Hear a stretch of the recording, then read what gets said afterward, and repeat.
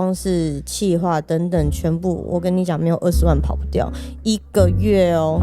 突然大家因为我觉得有点是厌倦那些大数据的关系，所以导致现在就是有一群人就是会往 Podcast 做。你说你在原本的产业已经做得非常好吗？好像可能也不到顶，可是你就会想办法再做出另外一个改变。你以为的低潮，可是其实那个时候才是你最有创造力的时候。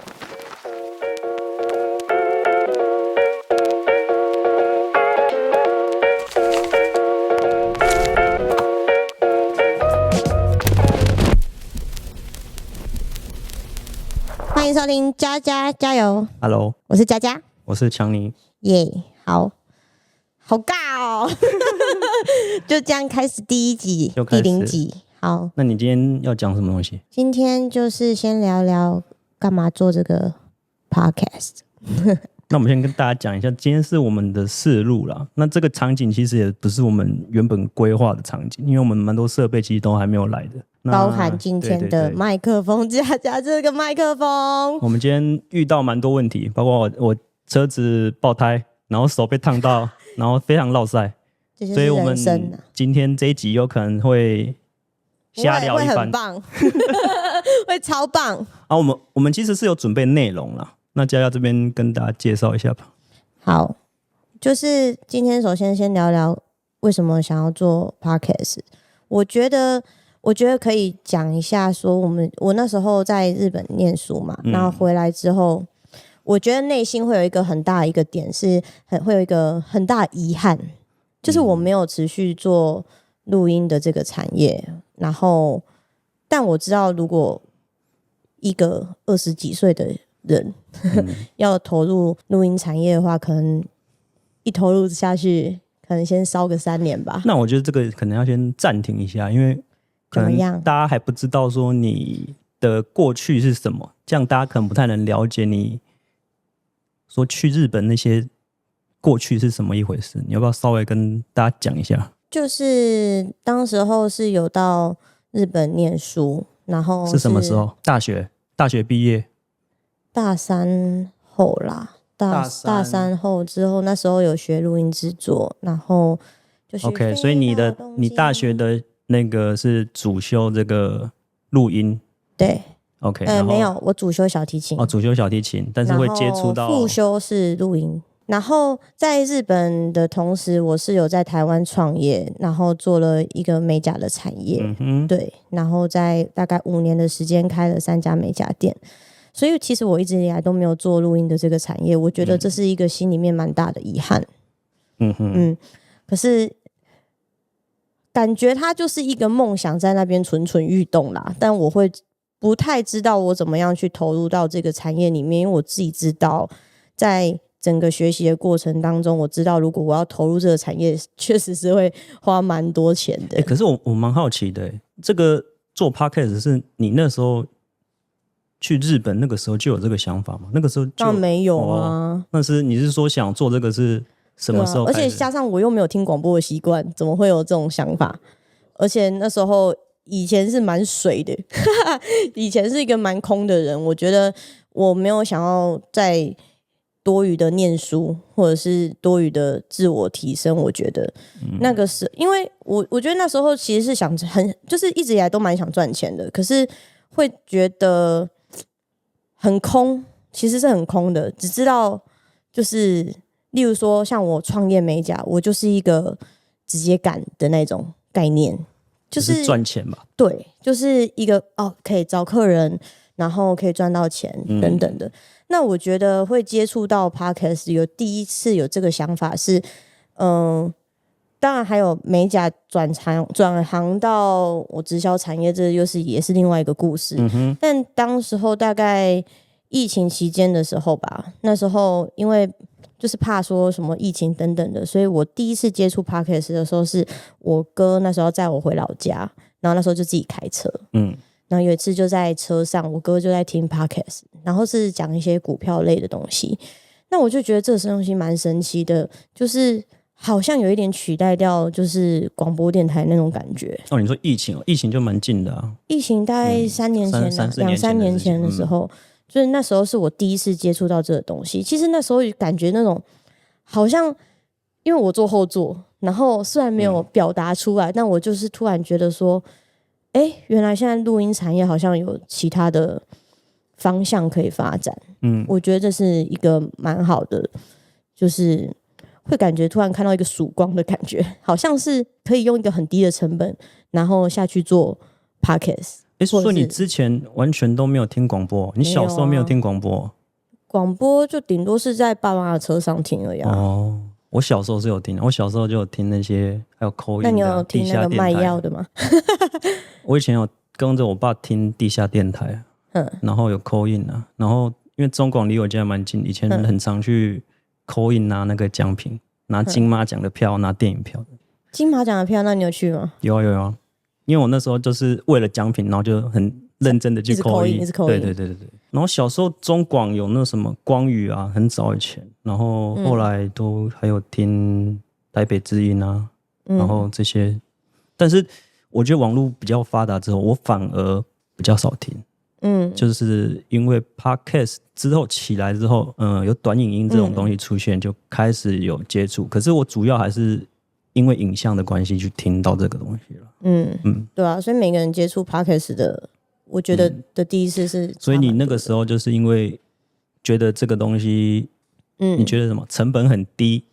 我觉得感觉成本很低，因为就是感觉是一支麦，然后一个录音的小设备。我当初也是有这个错误的观念。那时候我甚至以为就是用手机录就可以其实是可以啦，就是如果你没有很要求的话，其实基本上有声音其实就 OK。那时候我就会觉得说，哇塞，现在的产业链弄到这样子，而且其实那时候第一次听的时候，我开始去查一些 podcast 的东西啊，就是想说上去看看有没有什么东西，我觉得很广就是蛮打破我的想象的。然后其实接触到这一块的时候，我才发现其实我已经蛮晚才发现这一块了。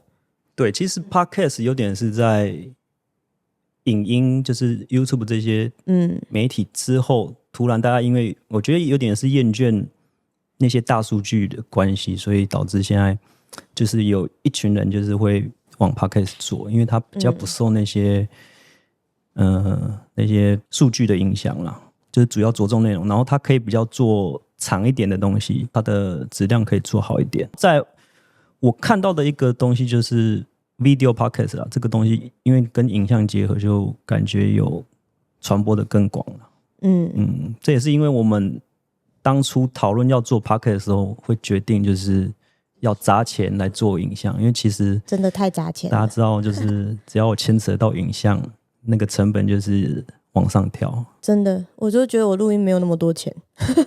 录音麦克风好的其实1-2万就 OK， 可是摄影机镜头弄一弄没有10万是好可怕哦。对。那你继续讲，你后来想做这个之后，有什么样的变化吗？或是有什么样的变化？我觉得从想做到真的做到今天第一集真的是拖好几年因为我觉得我觉得这一块很深就是我觉得他从一开始的想象跟你到后面的开始实作，然后到很多策略，我觉得是差很多。因为我从媒甲产业到直销产业，其实老实讲，自媒体是一块不可或缺的，就是你一定要有的一块。对，所以其实一直以来都有在看啊。那我也想说，像这几年短影音其实是趋势，真的是很多人都在做短影音。我就有一个问题哦，那像你那时候做美甲的时候，其实我觉得 YouTube 也算流行的。你当初有做类似就是影像的广告，或是我没有做像剪出什么短影音的这种，我没有。可是我有做直播。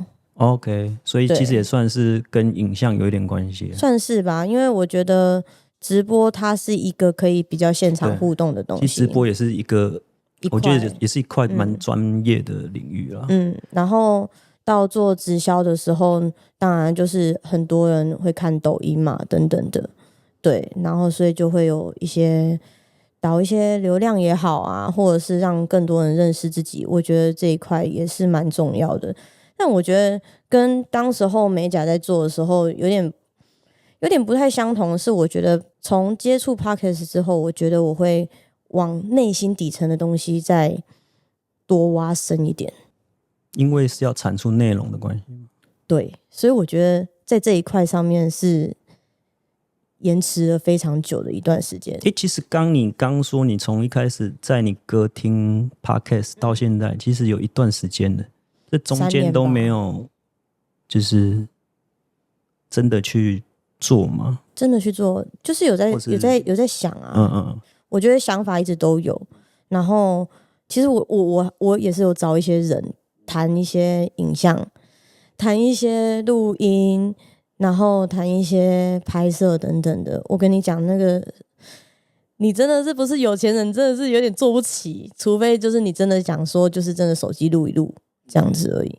那加上还有很多我觉得包含你像企划等等的，我好像有过几个人是跟我谈过那种全包，你知道吗？全部包套一次做好，类似像行销公司那种。对，像行销公司跟你谈一笔费用，然后他全部帮你处理弄到。例如说，可能他1个月产8支，然后可能帮你企划等等都写好，然后你可能他就是融入你的生活，每一天就是帮你拍日常等等的，然后可能每一个礼拜播出一个时间点，让你讲一些你对于你的产业也好，或者是你的生活也好的一些观点的输出。我觉得那时候谈的价钱真的太可怕。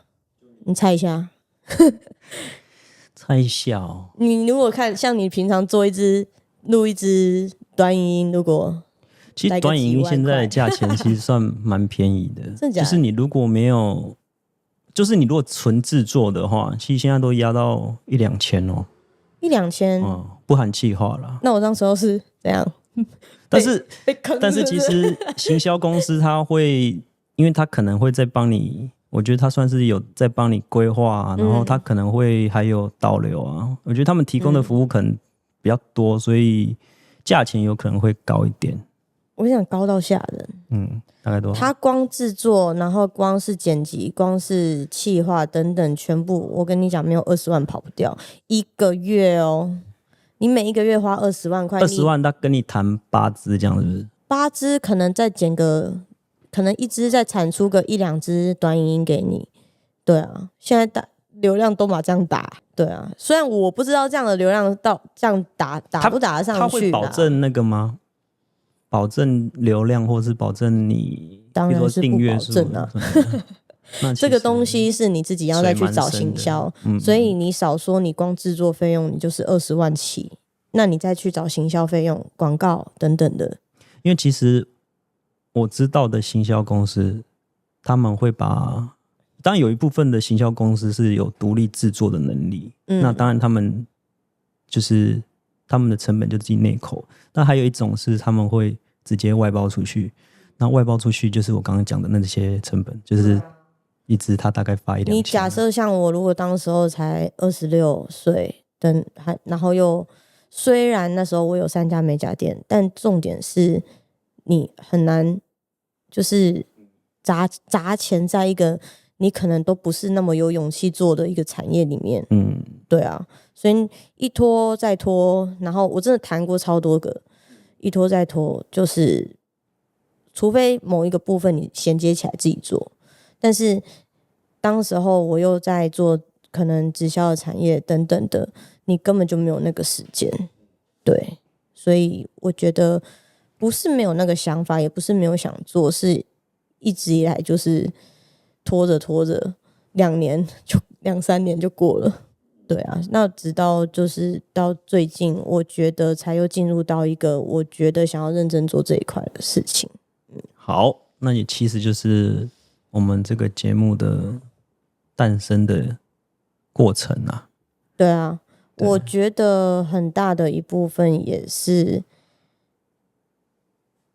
跟舒适圈有关哦，你觉得做这个会很不舒适吗？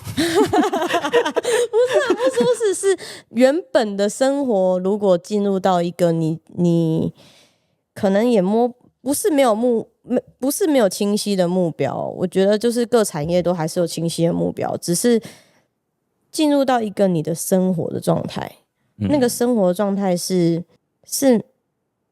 内心里面会有一块东西是蠢蠢欲动，但是又蛮匮乏的，那你就会想要再去做一些不一样的突破。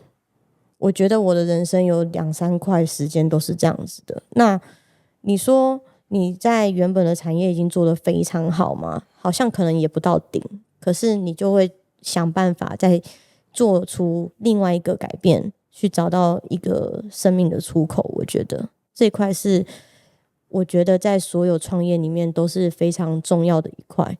你以为的低潮，可是其实那个时候才是你最有创造力的时候，我觉得所以我觉得这是一个蛮好的时间点。那又加上一切缘分吧，天时地利人和，我觉得就是一个我觉得该是做一些改变的时候。那我因为这件事情已经想做了2-3年了，所以其实在做的过程当中困难重重，但你就会觉得是有挑战，而不是像2-3年前我会觉得很失落、很挫败、有遇到什么困难呢？困难哦，困难大家都会遇到的啊。当然就是你要砸多少钱啊，先讲好，先讲好砸多少钱，这个是蛮重要的。就是你在创业的时候，一开始就是你打算花多少钱当你的启动金？对，而且我觉得当你毫无头绪的时候，你是真的会需要一个人来帮你搞定一些你不足的地方。其实我们决定要做这个其实算是蛮短时间做的决定，大概不到2个月，不到2个月，然后中间不到2个月，但是中间你还有出国，所以其实我们实际的筹备到真的执行，真的很认真执行是2-3个礼拜而已。对啊，对，而且我们设备现在还那么多没来，对，我们其实目前用的东西还不是全貌，大概会在1周到2周之内会全部，也许在第3支、第4支，对，但是我们录音跟就是影像的东西都有陆续进来啊，然后大家就可以再期待一下，看我们之后包括后面的景啊或这些，我们都会做一些调整。那这个东西，这个地方其实是佳佳的地方啦。你说我的区域是不是我的场地？我的场是他的私领域。对，那我们就是不至于到私领域，私领域也是公领域啦。对，这个之后有机会再跟大家讲。然后就是因为刚好他就是也是刚搬来这边，然后也是刚好因为在这边刚好认识我，因为我住在这附近，那我们就刚好就是有这个机会做合作。对，就算是截然不同的2个人。对，因为我是做影像的。我是做录音的，对，然后我们就刚好有每个人可以负责每个人的部分，但也因为他对声音比较要求，那我对影像比较要求，那大家就可想而知嘛。你在要求的状态下，我们的成本就没办法压得太低，但是我们也不管，因为反正我们也都有年纪了，对，我们也有年纪了，然后就先做。你才有年纪，我没有，你也有啦。我还行好吗？还行。对，那我们要不要讲一下说，因为我们刚刚讲是说为什么做，那我们应该要跟大家说一下我们之后想要做什么，然后让大家知道说这个平台或这个频道大家可以得到一些什么东西。我觉得除了我个人观点的产出之外呢，就是我会想要分享一下我创业的历程啊。我觉得这应该是蛮多，其实这个是我们当初在讨论的时候就有一直把他拉进来的。对，因为佳佳他其实因为他很年轻就创业了，然后他其实创的业都有活着，所以我觉得蛮不容易的。然后再加上他现在生命的奇迹，现在他也正在创业中，所以他就是一直在创业的人。那我觉得有一些东西可以拿来跟大家分享，然后包括我觉得其实有点像实境秀啦，因为我们现在创的这个业就是大家正在听正在看的东西，那就是也算是让大家一起参与。那我们也会就是输出，就是包包括创业的内容，然后你刚刚讲还有什么东西？感情类的，对，因为我觉得这个应该是蛮多人会想要听，但是不见得说得出口的。因为很多时候我会觉得很内心层面的阴暗面是很多人想要讨论了解的，我觉得这会是蛮好的一个我们的主题。那时候会想这个主题，其实也是因为我们刚好一个男生一个女生啊。对，我觉得我讲女生观点就会有完全不同。然后包括我们之前做一些测验的时候，我们都是完全相反，完全在不同，算是不同位置的，一个超理性，一个超感性。对，所以我觉得这个也蛮有趣的啦，就是让大家看一下，就是对不同观点大家想的是什么，因为有时候在很模糊或是在猜的时候，其实男生跟女生的想法是不一样的，差很多吧？对，就是有时候男生的想法就是可能会比较直，或者是他在意的东西是女生不在意的，然后女生在意的，男生觉得很无聊之类的。对。那这个东西我们会，当然是会把它做不同的题目。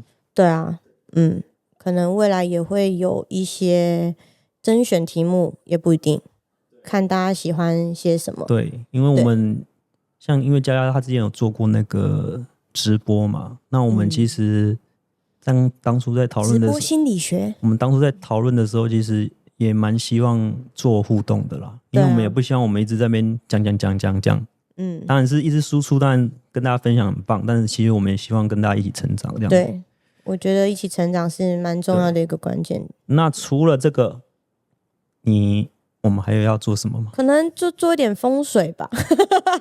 风水、水晶，这是对创业来讲都是一个蛮重要的一个点呢。就是信仰类，但是每个人有每个人的信仰，我觉得大家也不用太担心，因为这边其实有一个男生，就是他蛮理性的，他会用尽一切可能把感性的人拉住，也不是对，就是让大家听看他是不是有什么不合理或者是对到底太诡异的事情。对，因为每个人信仰不同嘛，但我们都尊重，就是说只是说，因为他创业的时候，其实冥冥之中都有一些巧合，冥冥之中，我觉得这根本就是幸运，好吗？幸运之神。对，然后这个东西我觉得也蛮有趣的啦，就是可供参考。对，大家可以听看。那我们那时候在讨论的时候，其实也有讨论一些，就是除了我们刚刚说创业跟两性，其实比较像是我们的主轴啦。那我们会做一些不同的企划。对，你说年度吗？还是没有不一样，不一定。这个就是，但我很怕让你的计划整个就是走针怎么办？不会，我们企划就是，其实我们当初会想这个名字，其实也是有一些用意的。就是希望我在各方面都加油。没有，就是加油，就是大家帮加油，也帮自己加油。对，那为你的生活加油。那我们会做出一些，就是包括让佳可以成长的一些企划，然后让大家一起可以。我觉得如果跟我一样处境的人，就可以跟我一起。对，因为那是一种陪伴。我刚刚讲说，我们有点想做类似 podcast 的实境秀，就是我们要把现在正在进行的东西让大家知道，对，然后当然是往好的方面去成长，对啊，当然各方面好，对啊，然后就是也因为这样子可以让佳更上一层楼，然后大家在就是听的同时，就是可以一起加入啊，那我们可以一起分享，对，那就是对啊，各种我觉得就是互相就是可以一起成长，然后大家也可以分享经验给我，然后我也可以比较有一个他律的动力。对，就是不得不。那我们现在有要先讲那个企划了吗？你准备好了吗？你根本就是在这个录的时候逼我讲这个。没有不一定啊，因为我们今天是第0集，然后我们那时候想说，因为我们也知道我们什么都没弄好，可是我们就想说不能有拖延，就是我们讲好今天就是今天，所以我们今天其实是用很土炮的方法把东西弄一弄，我觉得很棒啊，对，超像创业初期。然后真的遇到真的太多事情，我都没想到我的那个车子会这样，就在今天就这样爆胎这样子。对啊，前一天还在说小摇晃晃而已。对，然后还烫到，对，还烫到，好可怕，被人当工烫到。对，但是就我觉得也是让大家知道啦，就是我们决定好就做了啦。对，就是反正就是先有东西出来，然后我们再修正，包括我们的主题其实会修正。主题会修正，我真的不希望你的企划可以，我真的不希望你写的那个企划，人家到时候落水怎么办？我跟你讲，你现在讲出来就是承诺大家，嘴巴软软的。你看你是要第0集讲还是第1集讲，反正迟早要讲。第0集跟第1集不就差不多？差不多啊，对啊，差不多差1个礼拜而已。差1个礼拜，可是这个东西你也已经开始在做了，你应该会有一点点小信心，而且很严格呢。不能被听到呢，等下教练听到讨厌。对，而且那个教练是我帮他选的，就是你知道吗？我也是猜得出来了吧？我也是比较理性的那个人，所以我找的人呢，就是也是在各方面评比。我该讲什么？我觉得就是蛮要求的，这样。真，我觉得是关爱啦，很关爱啦。那你很 care 我讲一下是什么企划了吗？就是减重企划。其实比较精准，应该是减脂吧。好啦，减脂啦，因为我觉得减脂是比较健康，就是重量其实我觉得那个，而且其实有时候喝水会变化，因为我最近有去看一些医生嘛，就是做一些检查，然后对我觉得医生讲的也没错，他就是觉得也需要减一下，是会对各方面的身体健康状况会是好一些的，对。虽然我自己的产业链跟这个一直都有相关，但我觉得就是好的体态还是需要的。对，就是我们要吃也要练，对吧？对，但我原本是觉得可以全然靠吃的，我就不想练，对，不想运动。但是他现在就是你现在是每周吗？还是这样？每周2次啊。每周2次上课。对，那既然我们现在都讲出来了，我们就会持续不定期的在我们的社群媒体还有我们的节目更新一下。我觉得你根本就是公器私用啦，这个真的是太可怕了。更新一下就是状态。那我觉得，就是不管男生或是女生啊，这个时候有想要一起加入的，我觉得也欢迎大家联络我们。对，但不要问我教练是谁。对，因为我们其实没有要广告，但是我们只是希望大家就过得更好。只是这个是我们第一个企划，就是让自己体态、让自己健康更好，这是我们第一个企划。第1季。对，那之后还会有别的，那大家有兴趣可以加入。如果说你们有想要读书啊，读书，对，我们现在也会有考虑想要每个月做1集，就是读书会。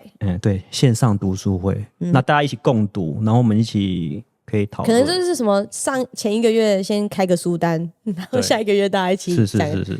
但我觉得我们书单不一定每个人都喜欢。对，那没有关系啊，就像减重也不是每个人都有兴趣啊，不是反人性啊。对啊，我们就是我们的计划又做一堆反人性的事。我觉得就是丢出来，我们就是先做，然后大家就是有兴趣，就是跟着，那我们就是一起加油，就是一起成长。那就是我们给自己加油。我们最原始的想法就是希望这样子。对，那当然这中间我们可能也会不定期的跟大家开直播。